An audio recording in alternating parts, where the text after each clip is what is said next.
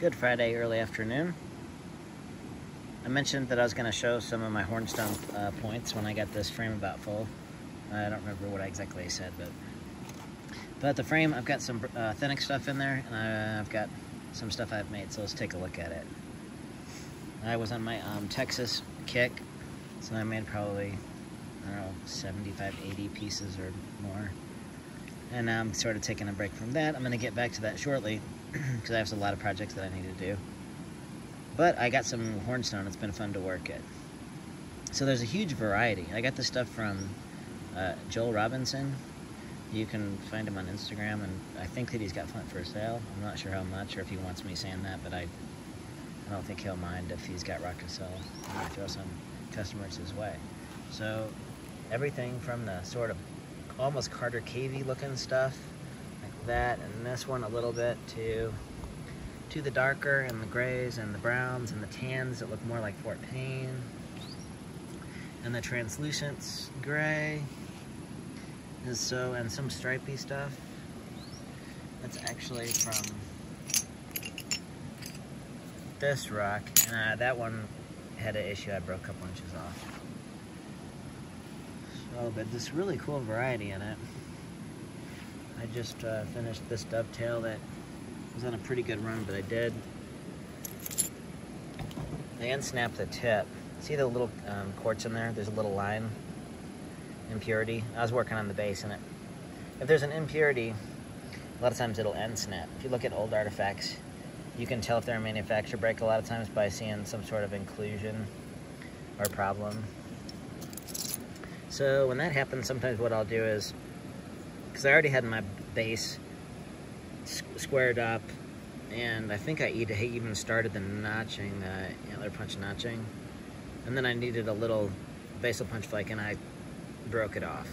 So sometimes what I'll do, it's kind of a cheat, but I resharpen a lot of stuff, obviously with my antler and on the pressure flakers, but when you've got so much to work down on a broken tip, I'll just take the punch and fix the tip a little bit, and then I just kind of cheat hammerstone a bevel on an anvil and to try to do it clean and smooth so that I can, because this thing was super wide, so that makes it a little bit easier to just get something out of the rock instead of throwing it down.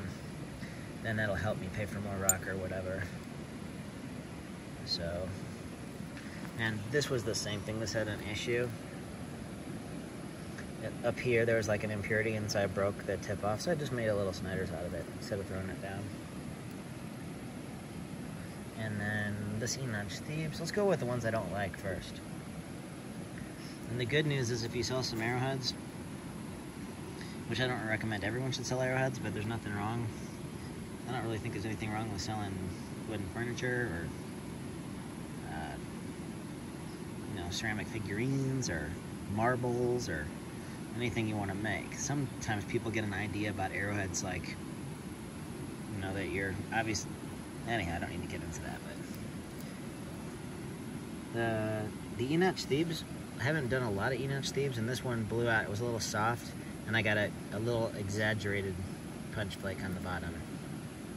And I almost rebased it, but the stripe was cool. And it's, it's okay. It just, I haven't made E-notches in a while. I used to make them more.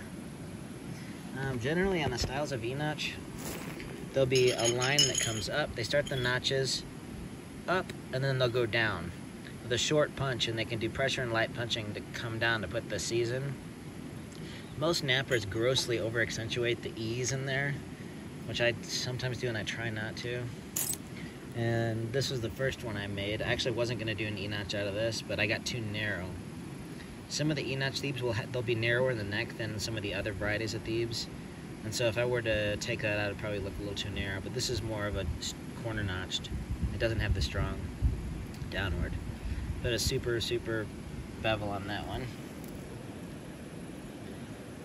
This had a little, the reason why I made an E-notch of this, because I had issues with this area of the flint. And so I just knew I was going to make a beveled knife when I got to the thickness I wanted. So then I just use an antler and block it on an anvil and pressure flake it.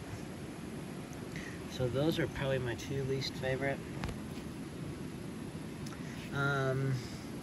This one is pine tree. I need to do a little bit more edge work on. There's different varieties of basal styles of the pine tree. Some of them are straight, some of them have like almost little dovetail looking bases on them like this one does. And then the life cycle for the Kirk cluster, there's what I should probably do, it would be really cool to do is to start with like a Kirk cluster early stage and then resharpen it down to a double bevel drill or a thin pine tree, and then take a, you know, maybe like the Daltons too, they'll have a life cycle where they'll start off, you know, like a big Sloan, and then they're not grounded in the base, and they resharpen them, and then they'll bevel them, and then they counter the bevel, and then they'll break them and fix them, and then they'll put a new base on. So many things can happen where if you look at enough sites and you look at the variation, you can see that there's a life cycle with how the point goes. Like a Stanfield knife can go to the Thebes, and there's a whole stage of work that local collectors will know when they hunt those areas and they find those sites, and then people communicate with each other and see different collections. You can see a whole life cycle of how these points are. So it's not necessarily a mental template where here's the former arrowheads that our culture makes, and then we're going to try to make that. No. They get totally, they can change a lot. A lot of this style of like Kirk, you can break a tip off, and then they'll just kind of have the notches be pressured in. And this style tends to be a little bit more, the notches curving in this way a little bit. And then they can be beveled, or see, they can counter the bevel too. You know, start resharpening, and then looks like that one was actually chunked at something. We got an impact fracture. So 6 minutes.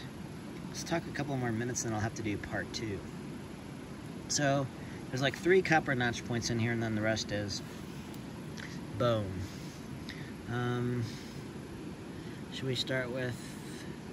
Let's start up here and get the Snyder's out of the way. Snyder's is horizontal punch and antler pressure over percussion.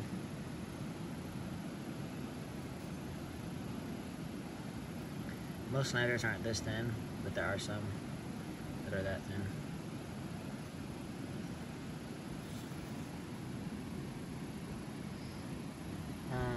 This wide Greenbrier Dalton, they'll often have fine little resharpening on them, kind of like a Stillwell or something early archaic. The bases on these, the pressure can vary, but this one has that overlapped strong set here. You can start big flake, huge flake, giant flake, they're ripping out. But it started, the edges are still straight, and see when you do the base, there'll be a little opposing bevel to the base on the right side, kind of shaped in. That's pretty typical of some of this variety. This kind of Simpson looking thing I just made today. It's just punch. I had I started a blank, and then there was a diving seam that went in, and I chipped off this side almost exclusively.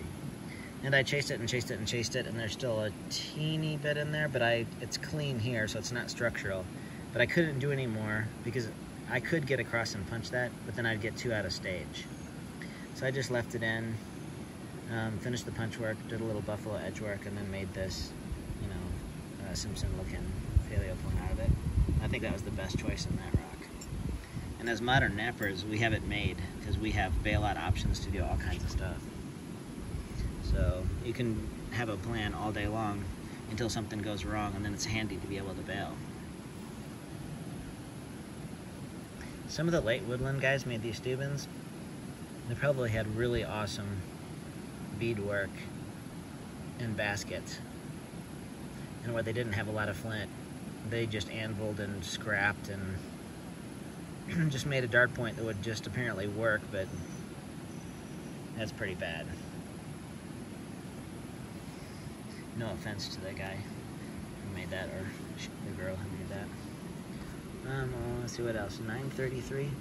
All right, let's stop here and we'll do a part 2. We'll go from, we'll maybe do Lost Lakes next.